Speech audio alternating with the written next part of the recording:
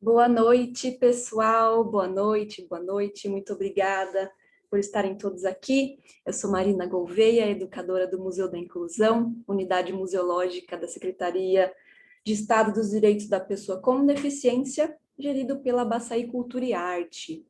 A nossa equipe é composta por mim, Harry Adams, Rafael Gattuso, sob a coordenação do Júnior Nascimento. Eu sou uma mulher branca, cis, com cabelo na altura do pescoço, eu cortei recentemente. Estou usando uma blusa azul e uso óculos redondo. Hoje a gente está aqui para conversar sobre as intersecções de dois temas que a gente trabalha bastante e vamos explorar cada vez mais, que é a questão da luta antimanicomial e o campo da pessoa com deficiência. Então a gente tem nossas convidadas aqui, a Naira Rodrigues, Luciana Surjos e Luísa Rodrigues. Muito obrigada por acertarem o convite. A gente vai explorar esses campos todos e o que eles têm a ver com o museu, com os museus, né? Questão de saúde mental e por aí vai. Peço então que vocês se apresentem, por favor. Pode começar pela Luísa. Uma apresentação breve para que a gente também possa explorar mais momentos de debate, tá bom? Boa noite a todas e todos. Queria agradecer o convite. Eu sou Luísa Rodrigues, uma mulher cis, branca, uso óculos, tenho cabelo castanho, atrás de mim tem uma parede branca, do meu lado direito tem uma bandeira lá pendurada na parede, enfeitando o meu cenário. Naira, por favor. Boa noite, eu sou Naira Rodrigues, sou uma mulher branca, cabelo um pouco abaixo do ombro, cabelos claros, mas mechados, estou de vermelho, estou usando um colar que é uma medalha redonda com uma pedra vermelha no centro e um brinco vermelho. Estou sentada na bancada do meu quarto e tenho uma parede ao fundo e a minha cama. Perfeito. Luciana, por favor. Boa noite, pessoal. Eu sou Luciana Surjus, sou terapeuta ocupacional, professora universitária, sou uma mulher branca, cis, cabelo bem curtinho, usando uma blusa de alcinha preta de listras brancas e também estou no meu quarto. Então, ao meu lado esquerdo tem uma janela e ao fundo a porta e algumas bugigangas que eu acumulei na parede. Perfeito. Com a gente aqui temos os intérpretes Denis Pereira. Ele é um rapaz moreno, magro, de olhos castanhos e usa um óculos prateado. Temos também a Laís Ferraz, uma moça negra de cabelo e olhos castanhos escuros, ok? Recadinhos. Vocês podem acompanhar nossas redes, né, no Instagram, @Museu da Inclusão, e o nosso site maravilhoso, lindinho, que já está no ar, renovadíssimo, museudainclusão.org.br, tá bom? Nós somos o primeiro museu a receber o selo de acessibilidade digital no site, então, palmas para nós. Bom, temos tradução em Libras, né? E também pessoal que precisa de legenda, é só ativar ali no Facebook e nas redes de transmissão também, tá bom? Preparadas? Podemos? Eu estou ansiosíssima para conversar com vocês, porque, enfim, são temas um tanto quanto polêmicos ainda. A gente sempre está permeando campos que tangem o indesejado, o estranhamento. Então, vamos lá, vamos explorar tudo isso aí. Para começar, como a gente tem esse tema luta antimanicomial, museu, saúde mental, eu acho interessante a gente começar falando sobre nomenclaturas, designações, né? E quais as problematizações sobre isso. Qual o impacto do uso do termo doente mental, louco, sofrimento psíquico, paciente da saúde mental? Como vocês veem essas nomenclaturas e quais os impactos, quais os usos, o que elas significam em cada contexto? Por favor. Pode ser, Luciana? E as outras vão complementando, por favor. Fiquem à vontade. Pode ser. Acho que uma primeira afirmação que eu queria fazer, Marina e as parceiras aí que estou muito feliz de acompanhar nesse momento, é que os discursos, eles produzem mundos. As palavras têm uma força de produção de mundo, né? E um dos principais problemas que eu vejo nas designações é que elas são estabelecidas, muitas vezes, unilateralmente, numa relação de força muito desigual, né? Então, toda designação, ela envolve alguma atribuição de uma qualificação, e muitas vezes essa qualificação é uma qualificação que pode ser tomada de modo pejorativo. E mesmo que ela não seja tomada de modo pejorativo, ela pode assumir a totalidade de algo que é complexo, né? Então, a totalidade humana que é muito complexa. É muito, assim, acho que fica muito concreto quando a gente pensa em algumas outras palavras, né? Algumas outras designações, assim, idiota, retardado, mongoloide, leproso, demente, nóia, né? E que vão atravessando aí algumas dessas, assim, tomadas como diagnósticos, né? No campo nosológico, e depois tomadas como xingamento, como ofensas, né? E no caso da loucura, apesar de diferentes concepções, né, e compreensões ao longo da história, na captura como uma doença, né, como um objeto da disciplina médica, no bojo especificamente de uma sociedade que está se organizando no capitalismo industrial e produzindo justa a diferenciação daquilo que é normal, daquilo que é patológico, daquilo que é razão e daquilo que é desrazão, né? Então, essa sustentação, ela vai marcando um conjunto de anulação dos sujeitos que é materializada pela estigmatização. Então, é muito importante o enfrentamento, né, o conhecimento e a invenção de novas terminologias que nos produzam novos mundos, né? Qual a terminologia que você mais usa? Olha, eu uso pessoas em sofrimento psíquico. Aí eu já tenho uma amiga que diz assim, existe alguma pessoa que não tem sofrimento psíquico? Não tem. Então, sofrimento psíquico grave. E eu acho que para definir essas situações mais limite, né, desse sofrimento que captura quase que a totalidade da pessoa, eu gosto muito de uma expressão que é existência-sofrimento, que veio da reforma psiquiátrica italiana. Uhum. Podemos pensar sobre, eu não conhecia esse termo. Luísa, algo a acrescentar? Por favor. Bom, pensando no meu trabalho, né, dentro do contexto dos museus e das instituições de cultura, é muito comum a gente ver dentro do nosso meio, né, os termos usuário da rede de saúde mental, usuários dos serviços de saúde mental.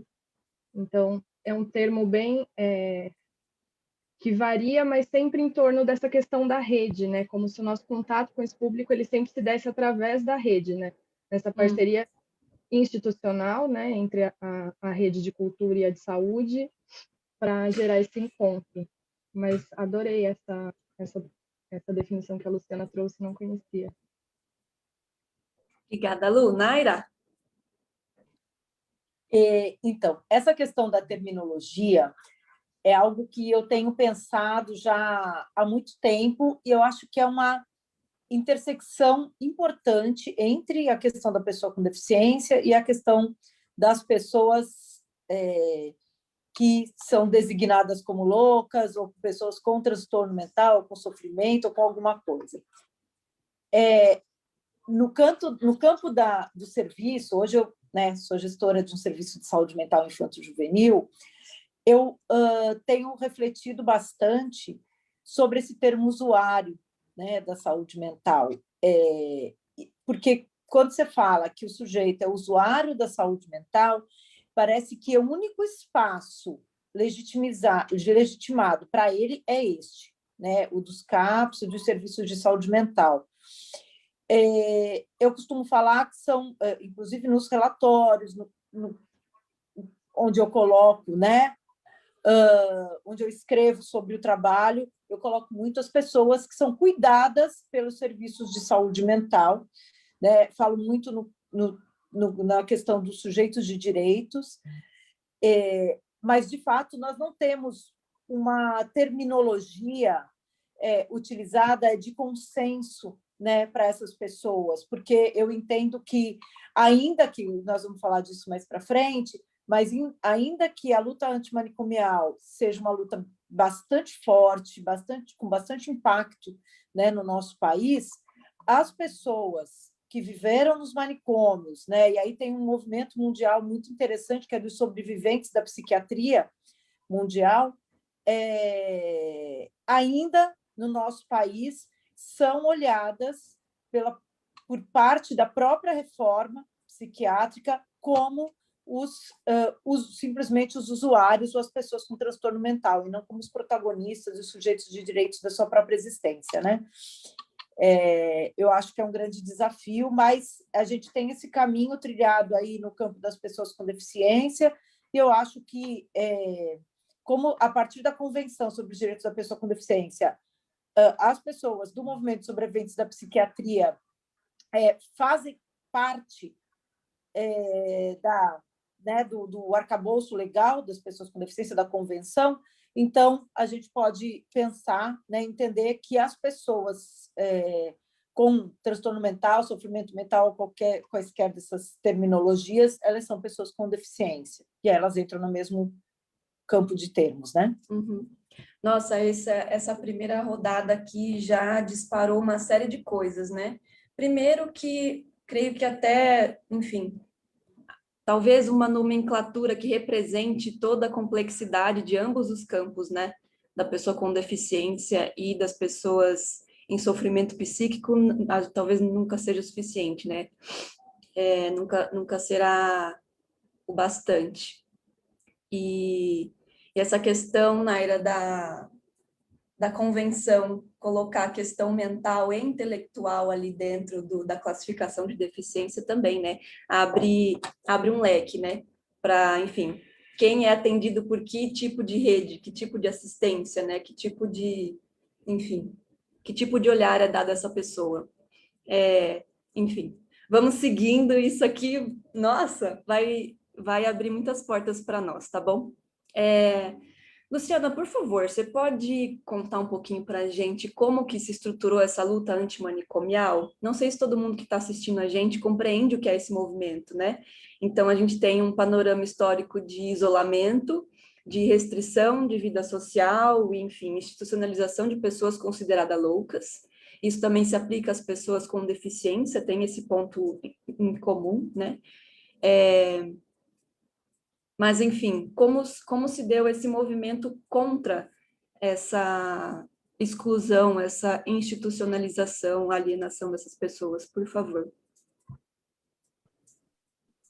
Legal, Marina. Então, o movimento de luta antimanicomial é um movimento social, né, que ele surge aí no bojo de outras tantas lutas pela redemocratização, né, do nosso país, e ele é caracterizado, né, é um movimento reacionado, né, que nunca se desfez, né, embora tenhamos no Brasil um avanço imenso, né, na implantação de uma política pública, né, destinada às pessoas com transtorno mental, com sofrimento psíquico, mas é um movimento social que surge, né, junto com tantos outros, caracterizado aí pelo reconhecimento dos direitos da pessoa com sofrimento psíquico. Direito à liberdade, direito à cidadania, direito à cidade, né, e, consequentemente, fazendo uma contraposição a esse histórico de isolamento, de perda de liberdade e de interdição, né?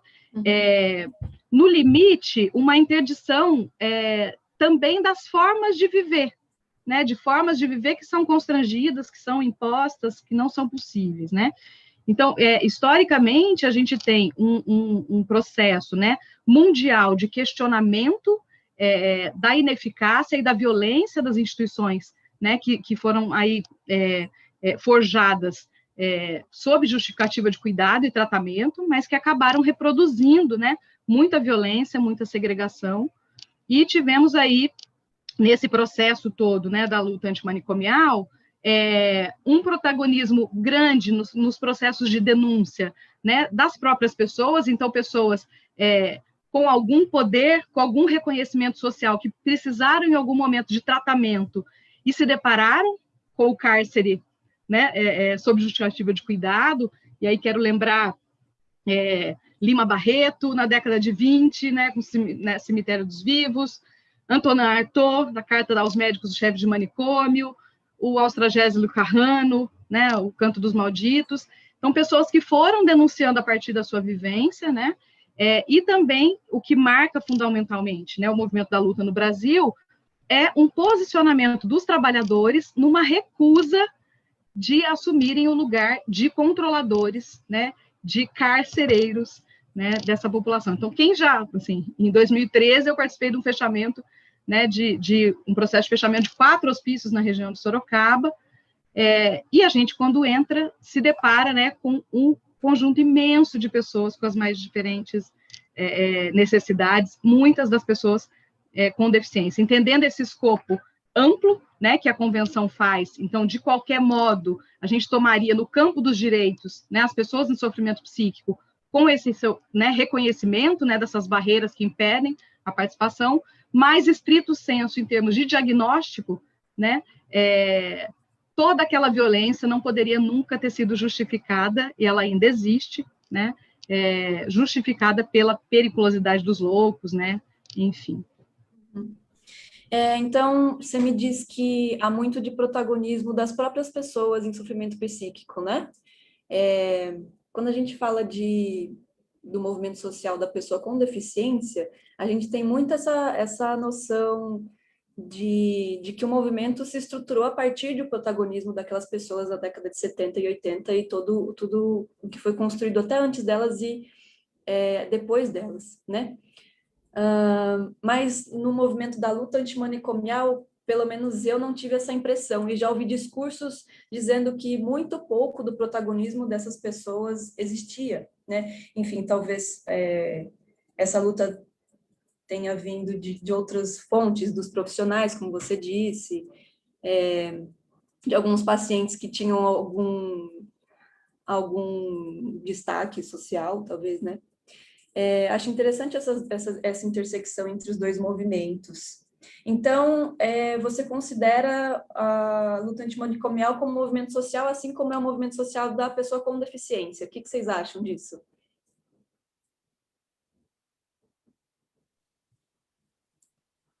Bom, posso falar? Claro, né? Pode ir. Bom, sim, é um movimento social, de fato. É um movimento social, o movimento da luta antimanicomial é um movimento social que consegue, sobretudo nos últimos 30 anos, produzir, né, provocar a construção de uma política de cuidado para essas pessoas. E, no entanto, nesses últimos 30 anos, eu venho do movimento de pessoas com deficiência e ingresso no movimento da luta antimanicomial mais recentemente, né, mais como trabalhadora, e fico pensando que nos últimos 30 anos, e aí eu falo dos últimos 30 anos até por conta do advento do SUS e da própria Constituição Federal, e como marco na luta antimanicomial, o fechamento da Casa de Saúde Anchieta aqui no município de Santos. E a Convenção sobre os Direitos da Pessoa com Deficiência. E aí a gente pensando que são dois movimentos que correram em paralelo nos últimos 30 anos, e eles vêm se encontrar a partir da Convenção. E ainda com um grande desafio de se reconhecer. Eu acho que o desafio atual que a gente tem em termos de movimento social é que as pessoas dos movimentos que vêm dos movimentos de pessoas com deficiência e as pessoas que vêm dos movimentos da luta antimanicomial se reconheçam como pares. E eu acho que esse desafio a gente tem enfrentado, mas ainda com bastante resistência, e aí eu ouso dizer que a resistência eu tenho sentido muito mais de segmentos do movimento de pessoas com deficiência, que ainda hoje é um movimento social que fragmenta. Então, você tem o movimento de cegos, você tem o movimento da comunidade surda, você tem o movimento das famílias de pessoas com deficiência intelectual, que ainda tem pouquíssimo protagonismo, um movimento fortíssimo das pessoas com deficiência física, e esse movimento fragmentado não reconhece as pessoas do movimento da luta antimanicomial ainda exatamente como seus pares. Eu acho que esse é um desafio. Interessante esse desafio, Naira. Eu acho que a Luísa pode contar um pouquinho da experiência dela nesse sentido, porque geralmente em museus o atendimento aos públicos é também segmentado, né? Então, são lógicas institucionais de acessibilidade. A gente costuma dizer que é o kit da acessibilidade, né? Então, para atender pessoas cegas, nós temos o kit tátil, tão e somente. Para atender pessoas com deficiência tal, é assim que faz, é assim que faz. A gente vai segmentando, colocando em caixinhas, né? E também acontece isso quando a gente se depara na questão como nós, educadores, vamos lidar com pessoas em sofrimento psíquico no museu, né? Sim, eu acho que tem nos museus, né, esses públicos eles chegam de diferentes maneiras, né, em grupo, de maneira autônoma, de maneira espontânea, agendada, e o museu ele vai desenvolvendo essas estratégias, né, para tentar adaptar o seu conteúdo, adaptar o seu acervo para atender da melhor maneira aquele perfil de público, né? Assim como se a gente for pensar como que o museu vai atender uma criança de 5, de 10, um adolescente de 15, um adulto de 20, etc. Mas eu acho que é muito legal a gente pensar no museu não só como essa instituição que pensa numa maneira ou numa estratégia de atendimento do público, mas sim no museu que pensa em como se aproximar das pautas mesmo do movimento, né? Que é um pouco disso que a gente está fazendo aqui hoje. Do quanto que é importante entender onde é que essas lutas caminham juntas, em que momento elas têm especificidades e elas têm necessidades específicas, né? E em que momento que isso é muito, muito próximo, isso é quase uníssono, né? Se a gente pensar na garantia de direitos, na retomada e garantia da cidadania, da ocupação dos espaços, de tomar a cidade, de se apropriar desses lugares, a gente pode pensar numa fala quase que uníssona dos dois movimentos. Então, acho muito legal o museu se propor, e muito importante, na verdade, fundamental, a entender quais são as pautas, né? Não só como eu vou atender esse público e mostrar o que eu tenho aqui dentro, mas o que esse público traz, o que eles têm em comum, por que eles estão juntos, né? Por que esse grupo de pessoas cegas está junta? O que essa instituição promove, de onde eles estão vindo? Então, eu acho muito bacana o museu buscar essa aproximação um pouco mais profunda do que só a questão de saúde daquele corpo, né? Se esse corpo está numa cadeira de rodas, se esse corpo enxerga, e sim de que movimento ele vem, qual bandeira ele levanta. Eu acho isso muito importante. No fim das contas, é entender as complexidades de sermos indivíduos compostos por nossas características, no fim das contas, né?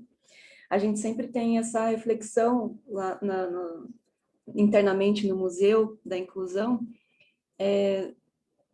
sobre o que é compreender a diversidade, né? É algo tão aberto, desafiador, tão desafiador quanto esse assunto que a gente está iniciando hoje. E eu penso muito, tanto na minha prática, quanto observando outros profissionais de museu e, enfim, dos dois campos aqui, de luta antimanicomial e no movimento social da pessoa com deficiência também, fico pensando sobre todos esses estigmas, né, essas segmentações que a Naira também trouxe, nesse ponto que ela disse do próprio movimento das pessoas com deficiência não reconhecer o pessoal da luta antimanicomial como seus pares, né? Quando a gente fala de movimento social, a gente também está falando de diversidade interna, né? Um movimento nunca é uma coisa só, tem uma cara só, né? É composto por tantos outros universos ali dentro. Enfim, estigmas atrás de estigmas. E aí eu pergunto para vocês, duas perguntas, na verdade. A primeira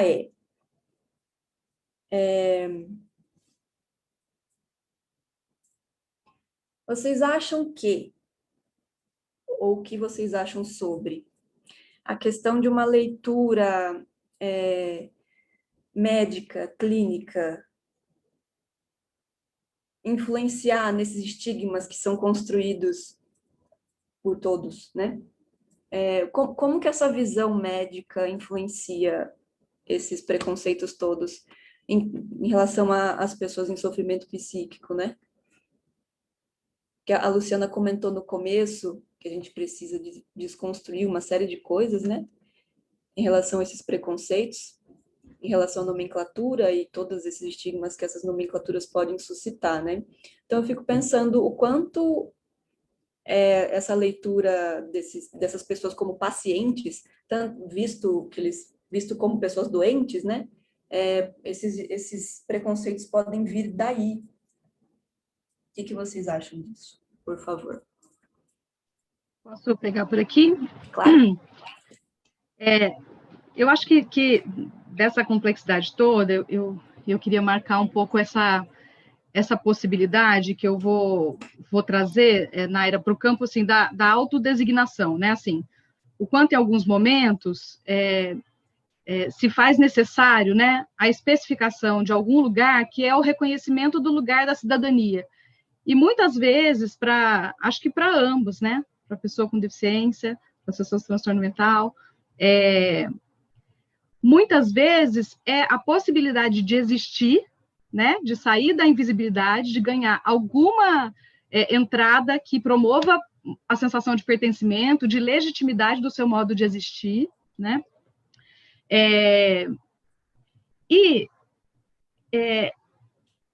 Na organização das políticas públicas, assim, no campo da pessoa com deficiência, isso eu vejo, depois a gente pode abrir também, acho que Naira e Luísa vão poder, né, contrapor ou não. Esses movimentos em paralelo, embora eu gosto muito de uma autora que nomeou assim, pobres, escravos e pessoas com deficiência no Brasil, né, os infames da história, assim, pessoas com deficiência e pessoas com transtornos mentais eram infames da história, né, e tiveram o tempo todo ali nas proposições de cuidado lógicas de segregação e controle, né.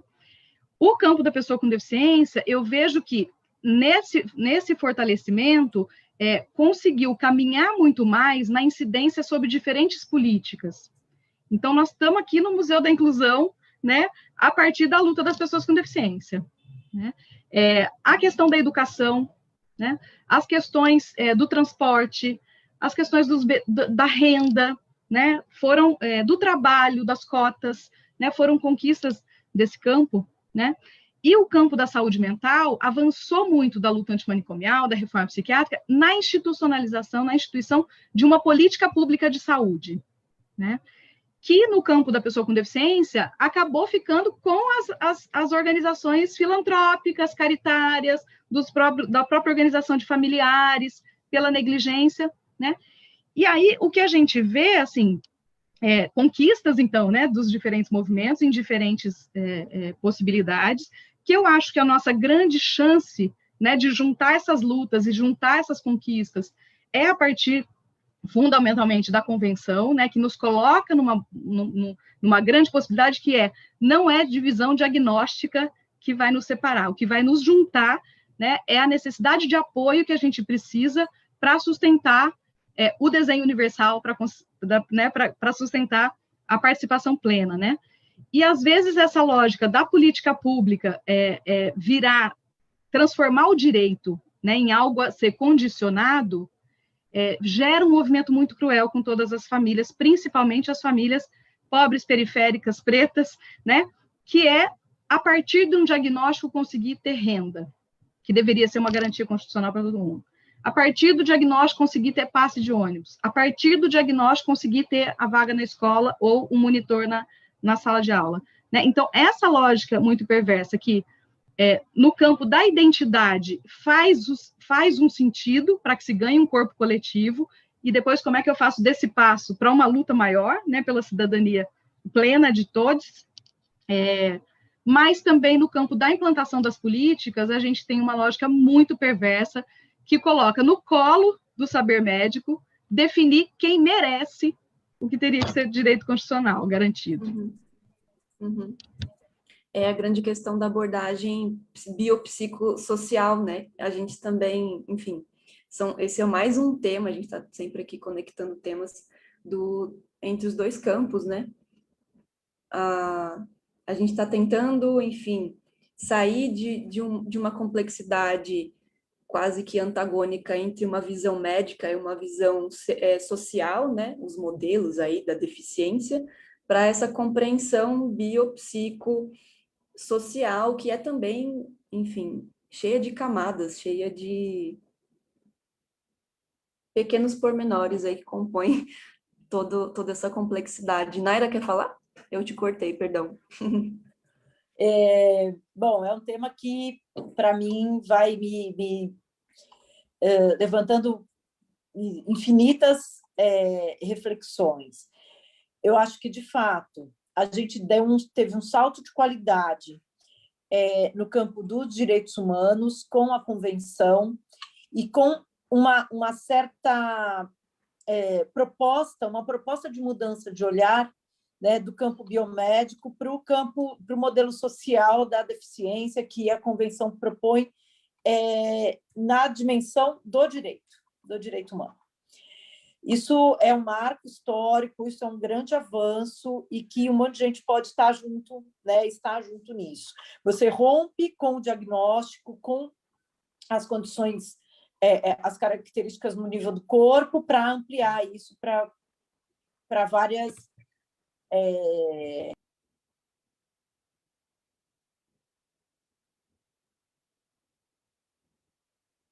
Naira, você fechou o seu microfone. Desculpa, eu fui mexer aqui. Gente, tecnologia não é comigo, vocês me perdoem, tá? Tá tudo bem. Bom, então, assim, e aí a gente teve um salto de qualidade aí no campo dos direitos humanos quando a gente tem a Convenção. No entanto, quando a gente fala de olhar para aquele sujeito, e a gente fala de um modelo biopsicossocial, porque na década de 90, e aí eu fui uma militante ferrenha no campo das pessoas com deficiência na década de 90, existia um certo apagamento dos corpos, né? A gente tinha uma afirmação do nosso espaço social e uma negação dos corpos, né? Então, a gente rompia totalmente com esses corpos diferentes que nós temos. Eu sou uma mulher cega e o cara que usa cadeira de rodas. E quando a gente migra para o modelo social, ou até uma discussão no campo da atenção psicossocial, a gente tem uma negação de corpos, muitas vezes, né? E, de fato, o olhar biopsicossocial, ele nos restitui esse corpo, mas não é mais um corpo passível de cura ou de transformação, mas é um corpo que precisa ser visto na sua totalidade, na sua integralidade. E, como a Luciana já trouxe, né, essa questão da perversidade das políticas públicas que exigem um diagnóstico médico ou um mérito para que você alcance essas políticas, ela vai pendendo a balança para o outro lado. Então, a gente tem uma disputa de forças, né? Então, enquanto o modelo médico ele se rompe, né, perde a sua força no campo do direito, ele vai ganhando força, mesmo nos últimos anos, após a Convenção e com várias políticas importantes que a gente conquistou, mas ele vai ganhando força a partir do momento que o ator, né, o médico, é o ator que vai dizer quem merece ou não acessar cada política. E, por outro lado, a CIF, que é a Classificação Internacional de Funcionalidade e Incapacidade de Saúde, de 2003, da Organização Mundial de Saúde, ela vem nos restituir esse corpo, mas de uma outra forma, né? Eu acho que a gente precisa aproveitar essa pegada do modelo biopsicossocial para ter nossos corpos. Eu não sou uma pessoa sujeito de direitos humanos, apesar da minha deficiência. Eu sou uma pessoa sujeito de direitos humanos com a minha deficiência, com o meu corpo, né? Com a minha deficiência, com a minha condição no nível do corpo. Eu acho que isso é uma mudança fundamental e que pode nos apoiar muito no... na condução dos movimentos sociais daqui para frente. É isso. Boa, Naira. Lu, quer complementar, por favor? Eu acho que, pensando também nessa questão dos direitos, né, e da importância da convenção, fiquei pensando também muito no direito, né, do acesso a coisas tão básicas, né, e em que posição, né, quando a gente tem um contexto tão carente, né, em nível nacional, não pensando só nas pessoas com deficiência, né, mas no acesso às políticas públicas, no acesso à educação e no lugar que é reservado aos direitos culturais mesmo, né, e esse acesso. E que ele, pensando mesmo nessa problemática desse encontro, né, de duas coisas, faltam coisas tão básicas, né, e o acesso a questões muito mais primordiais é tão dificultado e tão ainda apoiado no modelo biomédico, que essas questões todas de direito à cultura, à cidade, ao transporte e a outras...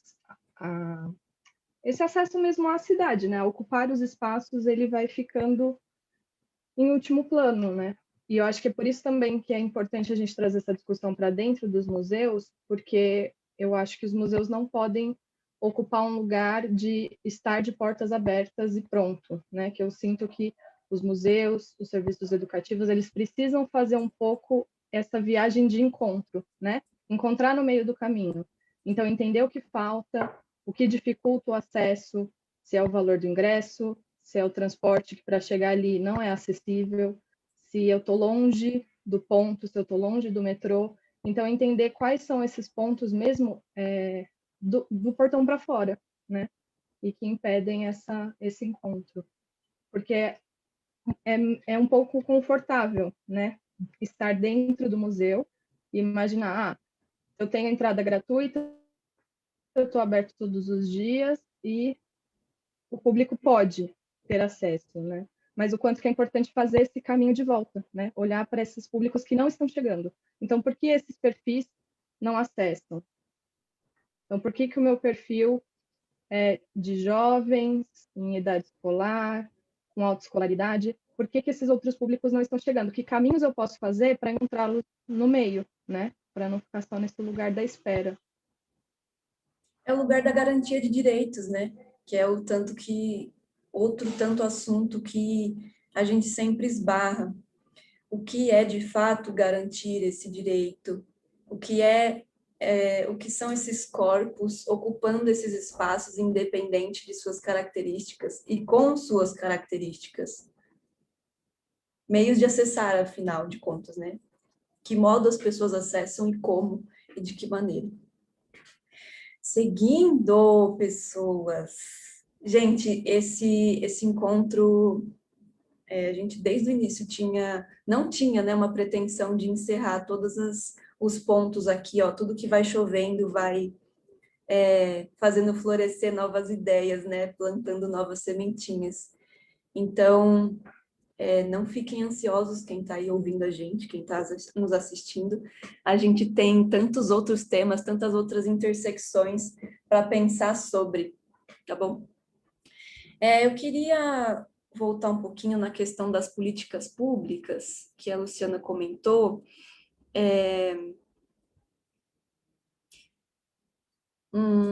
Pensando nesse cruzamento, né? Tem a rede de apoio à pessoa com deficiência e a rede de atendimento psicossocial. Como que se dá essa separação e essa junção? A gente tem a convenção que propõe essa intersecção entre ambos, né, as lógicas, mas ao mesmo tempo a gente tem pessoas que, enfim, tem várias questões do tipo, uma pessoa bipolar, se em algum momento ela é impedida de realizar uma série de atividades que rotineiramente ela deveria conseguir realizar, ela não consegue, ela é uma pessoa do atendimento da rede de apoio psicossocial, ou ela também pode ser considerada uma pessoa com deficiência? Eu li um caso desse recentemente. Uma mulher conseguiu entrar na justiça e recebeu né, por vias legais, um advogado, por meio de um laudo médico, de novo, deu esse direito a ela de receber o benefício, né, de como pessoa com deficiência, por ser bipolar. Você pode falar um pouquinho mais disso, por favor? Posso. Acho que é isso. A gente tem um caminho longo a percorrer de compreender a lógica da convenção e a amplitude da convenção, né? Porque a gente tem um processo de chegada da convenção no Brasil que acho que, né, possibilitou a construção da Lei Brasileira de Inclusão, mas num campo muito minado, né, de tensões, onde se buscava a qualquer, né, a qualquer ponto, a qualquer custo, fechar em diagnósticos, como outras tantas políticas, né? Sendo que a lógica da convenção é uma lógica, né, biopsicossocial, uma lógica do campo da antropologia, né, e não é do campo médico, né? É de outra natureza a discussão. E aí, até fazer isso, né, se tornar uma política pública, no nosso, concordando com a Luísa, né, num cenário de tanta escassez, você vai tentando cortar o direito para deixar algumas pessoas de fora, para você poder atender alguns, né? E aí você vai fracionando, né, quem é que tem direito ao quê, né? E no campo da política pública de saúde, especificamente, a gente tem muito fortemente, embora o SUS preconize uma visão ampla de saúde, né, que saúde é garantia de uma série de tantos direitos, e é determinada, né, por uma série de questões que são da ordem social, né, histórico-políticas, que vai, inclusive, decidir quem é doente, quem não é, né, as pessoas...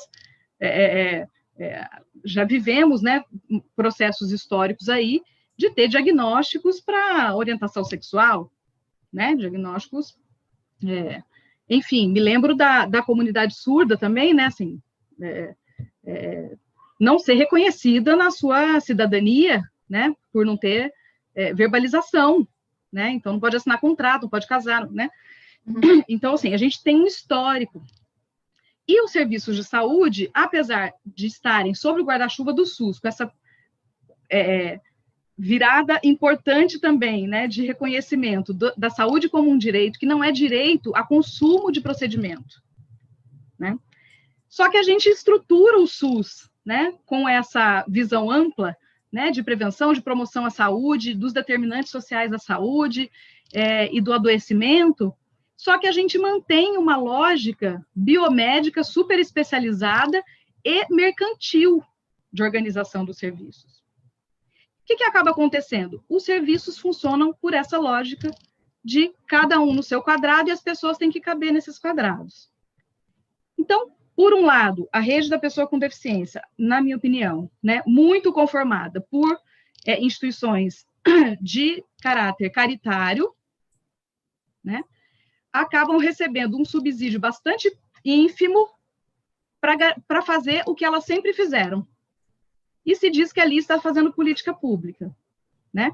Assim, e o campo da saúde mental, né, com um estofo, né, um investimento no campo de uma política pública que enfrenta um pouco essa lógica desse modelo. Eu vou dar um exemplo onde essa interseção poderia ser muito mais feliz e não é, por exemplo, no campo do autismo, né?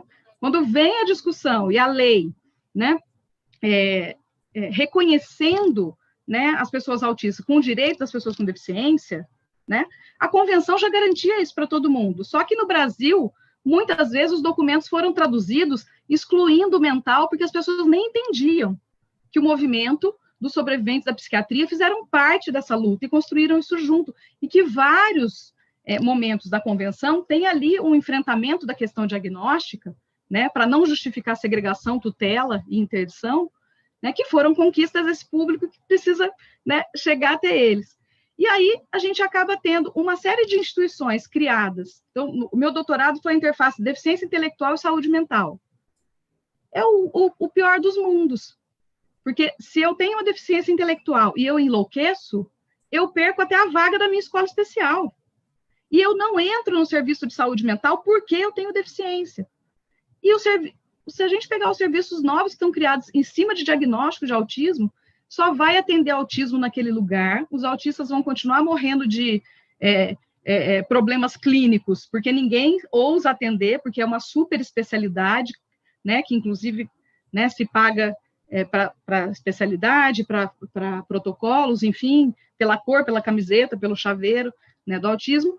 E com o serviço super especializado, se ele for autista, mas também tiver deficiência intelectual, ele está fora. Se ele for autista e também for cadeirante, ele está fora. Se ele for autista e for epilético, ele está fora. Então, assim, essa lógica, né, de organização dos serviços por diagnóstico, né, é uma lógica infeliz, né, é uma lógica que inviabiliza tudo. Então, você tem uma disputa, muitas vezes, né, pelo financiamento, que é escasso, né, e você tem uma organização de serviços que não considera a complexidade das pessoas, quer enquadrar as pessoas num diagnóstico, e as pessoas são muito mais que isso.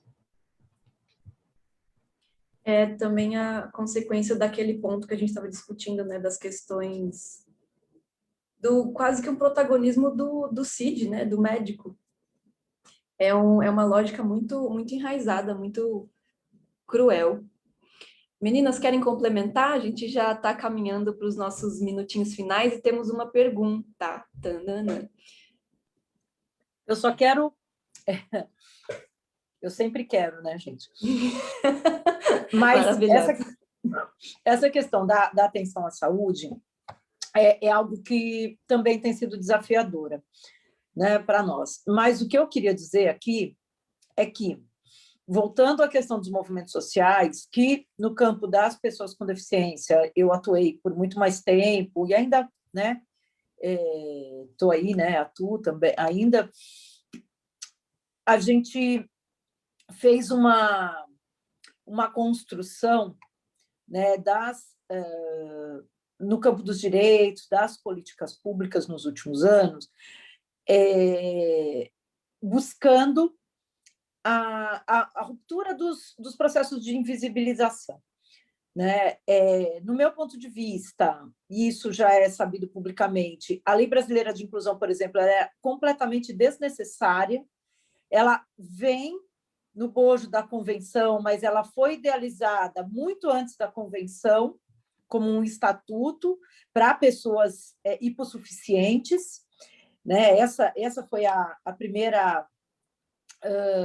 o primeiro argumento utilizado para existir um estatuto de pessoa com deficiência, e depois da convenção ela vira a Lei Brasileira de Inclusão e ganha uma cara nova, mas na maioria dos pontos ela avança muito pouco. E por que eu digo isso? Porque ela virou, na verdade, um grande estandarte, né, das pessoas com deficiência e de muitos grupos que, na verdade, representam uma disputa econômica, de mercado. E por isso que o campo do autismo, e se tiver alguém aqui do movimento, né, do autismo, eu acho que é importante a gente fazer essa reflexão. No campo do autismo, existe uma disputa perversa por quem é dono daquele corpo, daqueles corpos, daquelas mentes, daqueles comportamentos, né? Então, você tem métodos de padronização e normalização dos comportamentos que custam uma fortuna e que vendem para essas famílias uma falsa noção de comportamento padronizado, o que não existe, né? E aí você vai pondo as pessoas nas caixinhas. Mas eu acho que os movimentos sociais, e aí eu trago a responsabilidade de novo para o movimento social, principalmente das pessoas com deficiência, precisam romper com essa lógica biomédica, porque recentemente a gente teve a aprovação aí da lei que declara pessoas monoculares como pessoas com deficiência, e um grande movimento nacional contrário a isso, porque ainda se percebe as pessoas com deficiência como pessoas com características no nível do corpo que determinam quem elas são. O próprio movimento social. Os movimentos sociais de pessoas com deficiência não conseguem se ressignificar a partir da convenção. E aí eu acho que, como a gente já está caminhando para o fim, eu acho que é isso, né, meu povo? A gente precisa acordar para a vida e entender que a convenção é muito além do ser cego, surdo, cadeirante, louco, enfim, ou qualquer uma dessas condições, né? E nós também somos muito para além disso. Se a gente não ressignificar e não transformar as nossas lutas em lutas convergentes e interseccionais, a gente vai continuar puxando um cobertor que é curto demais para todo mundo, e aí alguém sempre vai ficar de fora disso, né? É isso. Obrigada, Naira. Luísa, quer complementar? Perfeito. Agora, onde o nosso calo aperta, vou jogar aqui para vocês, tá? Luísa, é possível afirmar que visitar museu e ocupar esses espaços, né? Espaços culturais no geral, é possível que, enfim, é possível que afirmar esses lugares é um resgate à subjetividade através de um exercício de cidadania, no sentido de quando aquela pessoa se reconhece como um ser de direito, de também estar ali nesses espaços, enfim, a gente sempre ouve coisas muito interessantes, né, quando a gente conversa com pessoas que não se entendem como alvo desse direito de acessar museus, no geral, né?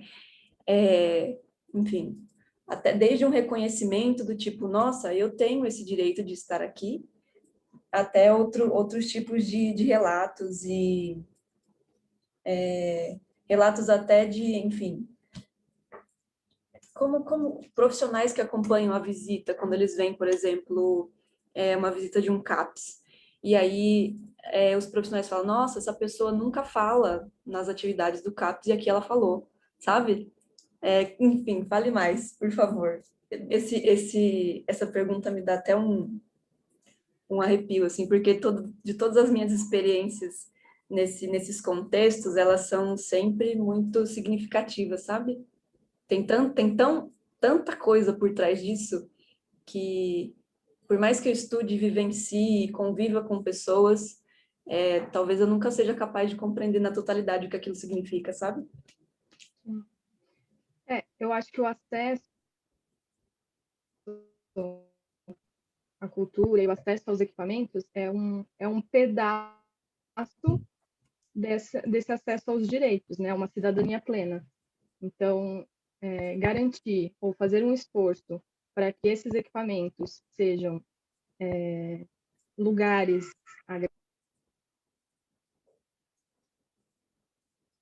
Você está travando. agradáveis, de convivência, de sociabilização, sendo? Agora veio tudo junto, assim. Você pode repetir? Sim.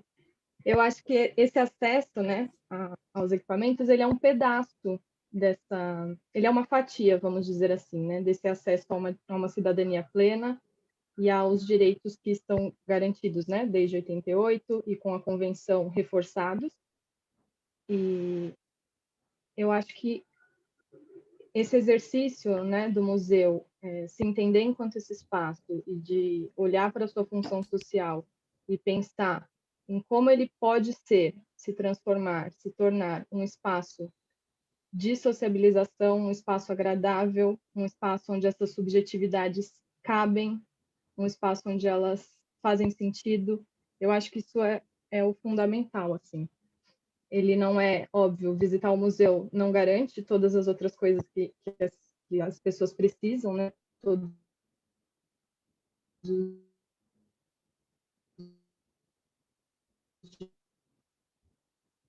direitos, mas é uma falha, nunca começou a falar, né? Quando a gente amplia os espaços de circulação, a gente também amplia as possibilidades de expressão, de se conhecer outras. Eu sempre brinco, né? que quando a gente consegue fazer com que o museu e agradável, a gente consegue perceber até as coisas que a gente não gosta dentro do museu, né? E não gosto não porque eu não conheço, eu não gosto porque eu gostei mais daquela outra exposição, eu não gosto porque eu acho que museu de ciência é mais legal, eu consigo interagir mais, não gostei de arte contemporânea. Então, para saber que eu não gosto, eu preciso ter acesso, eu preciso conhecer, né? Então, para mim, o mais incrível assim no contato com os públicos é ir percebendo o quanto aquilo vai ficando mais natural e orgânica, essa relação, né? Menos mecânica, quando o museu vai deixando de dar medo, medo de falar, medo de se movimentar, medo de falar alto, e o museu como esse espaço diferente, que a gente sabe que o nosso corpo é diferente dentro do museu, ou precisa ser, quando a gente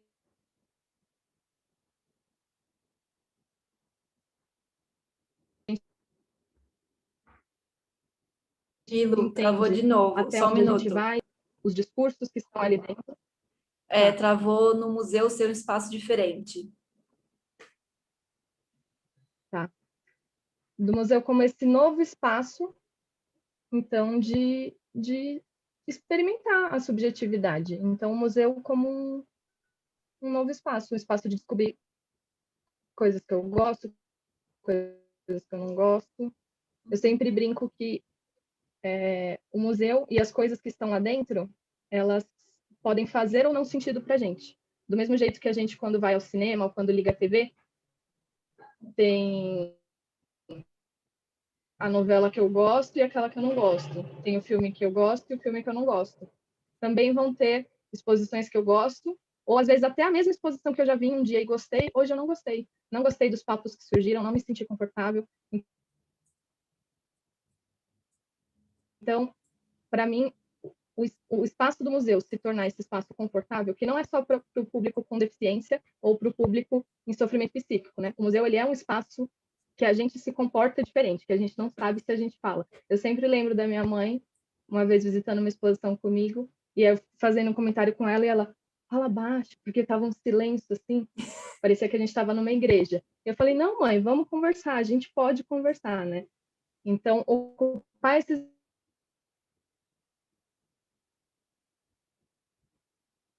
Travou de novo, Lu. daquela presença, para ver de novo. Ocupar os espaços. Ocupar esses espaços, e o que eu acho é que esses espaços, para serem ocupados, eles precisam garantir essas possibilidades, né? Eles não precisam ser mais um espaço de silenciamento, eu acho, né? Sim. Pensar em como é que eu sou um espaço aberto, como é que eu abro espaço para essas subjetividades e para a diversidade. Uma das experiências que mais fica marcada para mim é quando as pessoas percebem que o museu é também um espaço que eu posso exercer a minha escolha, a minha própria decisão, porque, enfim, focando mais nesses grupos, né, de pessoas com deficiência e o pessoal da saúde mental, muitas vezes as escolhas próprias dessas pessoas são cortadas, né, são boicotadas. E aí, quando a gente se depara com essas pessoas, a gente tem atividades e propostas que pressupõem escolhas, elas ficam, nossa, eu posso escolher? Não é algo que para nós é um pouco assim, a gente faz escolhas a todo momento, né? Escolha de que palavra usar, de que roupa, né? São coisas tão simples e às vezes essas pessoas não têm contato com as próprias escolhas. E aí, o quanto das nossas escolhas manifestam as nossas subjetividades. Então, acho que o museu tem esse terreno muito fértil para desenvolver uma série de coisas. Já ouvi muitos relatos dizendo que essas visitas eram até terapêuticas, né? Embora nós, educadores, não sejamos terapeutas de formação, a gente influencia de alguma maneira nesses processos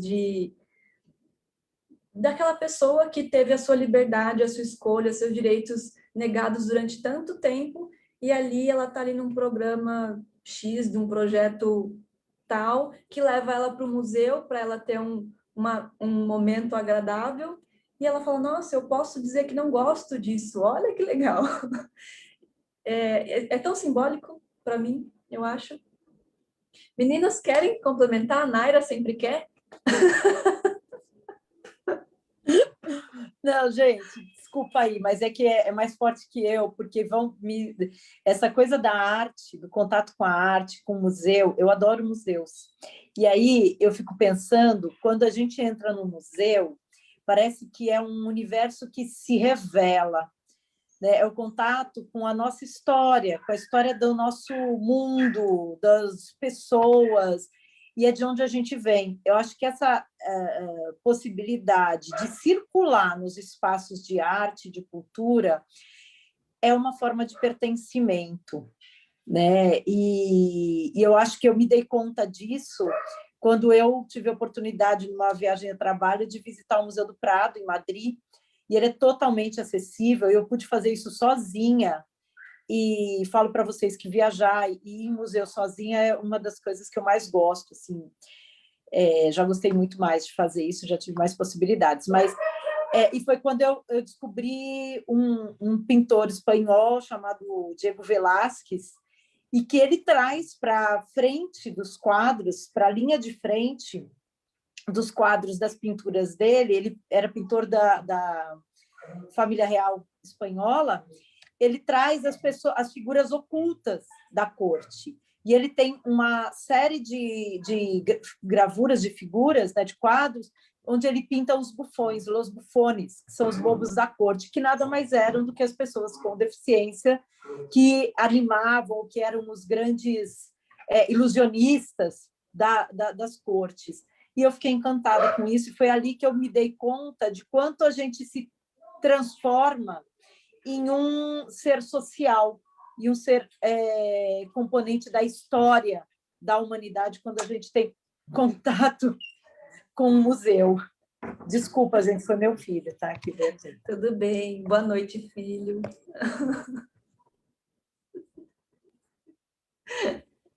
Nara, posso pegar isso daqui também? Não. Claro, por favor. Eu ia pegar esse também, gancho da... Também não resisto. Vai, Lu. Eu ia só pegar esse gancho que a Naira falou, essa transformação em ser social. Eu quase tive um ataque do coração positivo, obviamente, aqui.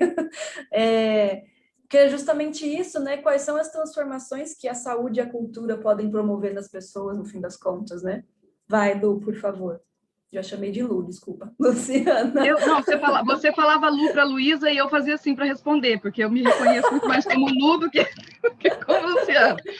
Então tá ótimo. Não, eu queria só dizer dessa felicidade, né, desse encontro, porque, de fato, assim, a proposta da luta antimanicomial é uma proposta de profunda mudança cultural, né? E que envolve uma mudança cultural na concepção de humanidade, na concepção de pessoa, na concepção de direito, de cuidado, né? E que acho que, se a gente conseguir produzir, né, nesse encontro entre essas lutas, né, tendo o museu abertura para esse encontro, eu acho que mais do que visitar, né, as pessoas poderem reconhecer a sua existência na história, né, testemunhar a possibilidade de transformação dessa história, né, e que essas existências, humanidades, subjetividades podem ser reconhecidas, valorizadas, garantidas, celebradas, né?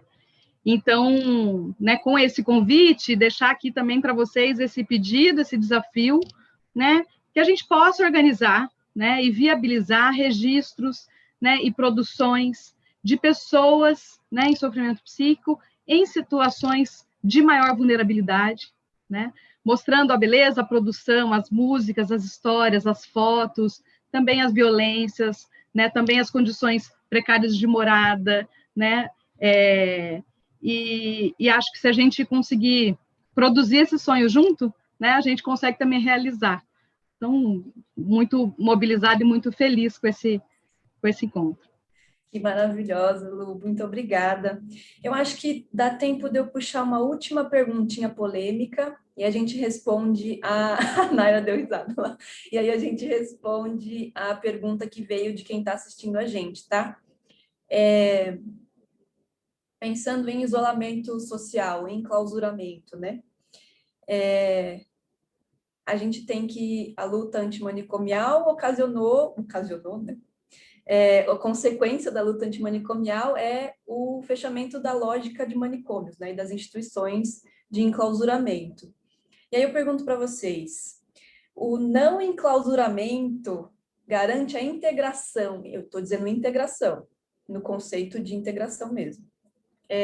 Integração social e inclusão, outro conceito, dessas pessoas na sociedade?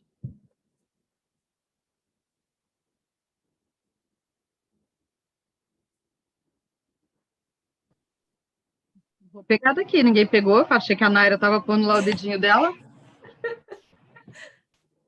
Pode ir, pode ir. Posso ir?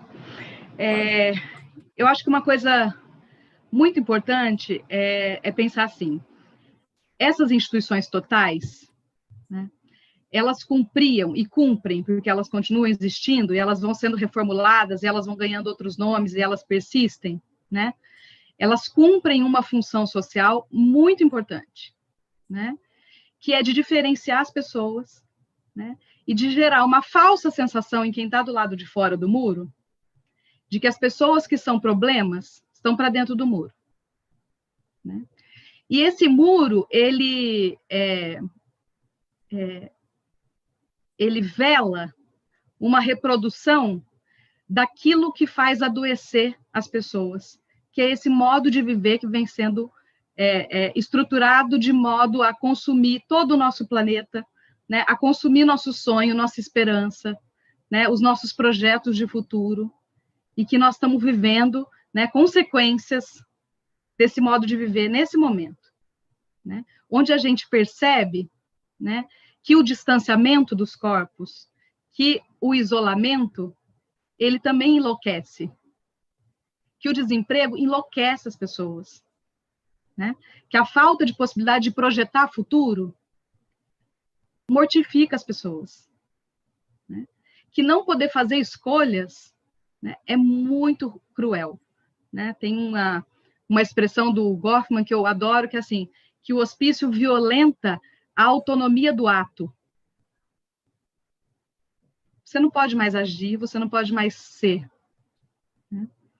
Então, a derrubada dos muros concretos dessas instituições, né, que são os hospícios, que são as escolas especiais, são as comunidades terapêuticas, são as prisões, os espaços de medida socioeducativa de privação de liberdade, são muitos, né?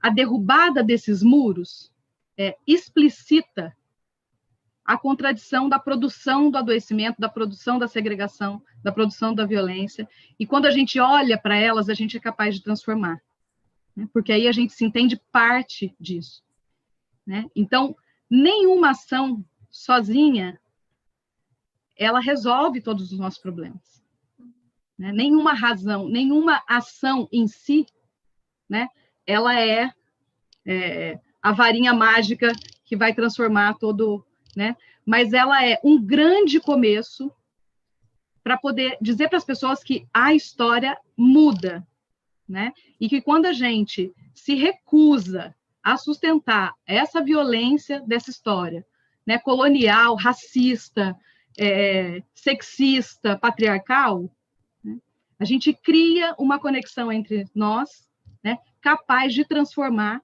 o que também a gente já conseguiu transformar como humanidade ao longo da nossa história. Então, eu acredito que não é suficiente, né?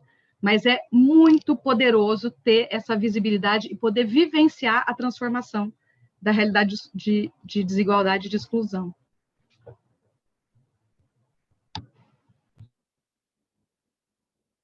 Um silêncio pós essa resposta. Obviamente. Marina, desculpa. Diga, diga. É que eu só queria falar uma questão sobre isso que a Luciana falou. Sobre os novos tipos de manicômio, de hospícios.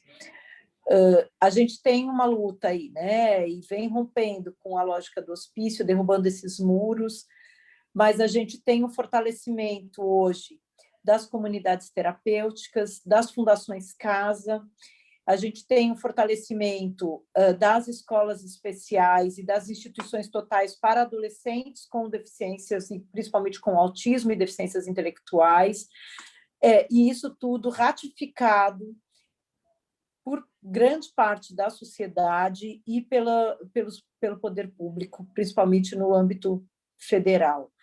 Eu acho que isso é um sinal de que a gente não consegue olhar as pessoas na sua totalidade, né? E é um avanço de um conceito que se chama capacitismo, que é um conceito do campo capitalista, de que as pessoas com menor valor de mercado precisam ser excluídas.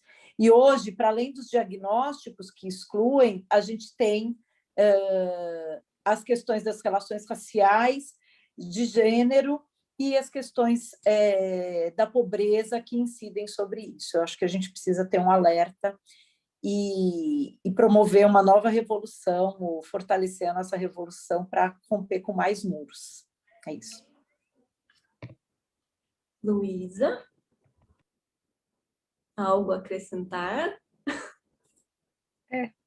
O que dizer, né? Depois O que dessas duas dizer? Eu maravilhosas. sempre fico assim. Todas as conversas E que a gente tem, eu sempre fico assim. O que acrescentar, né? Estou aqui como um jovem padawan aprendendo coisas. isso que a Naira e a Luciana colocam é muito importante, né? Esse estado de alerta, né? De estarmos atentos. E de que os muros que foram derrubados, eles são o primeiro passo, né? E que não se encerra aí.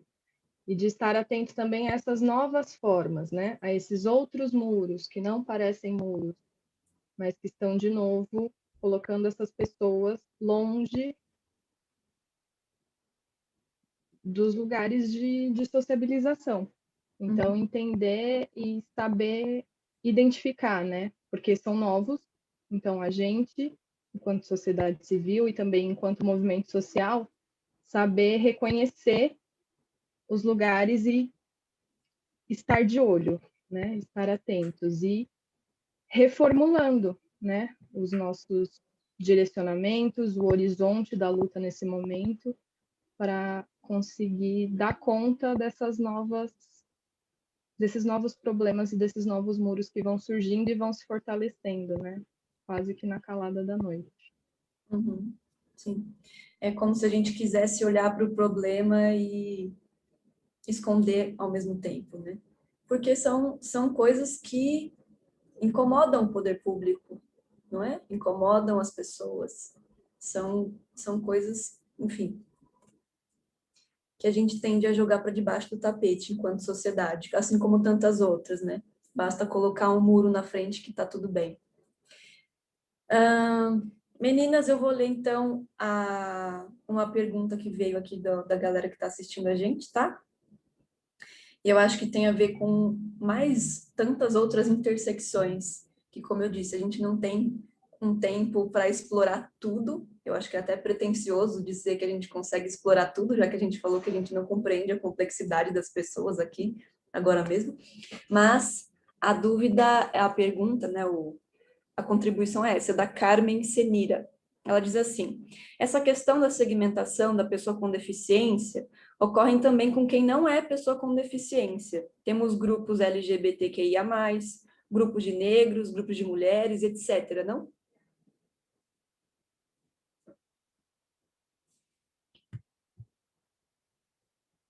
Uma dica para Carmen Senira.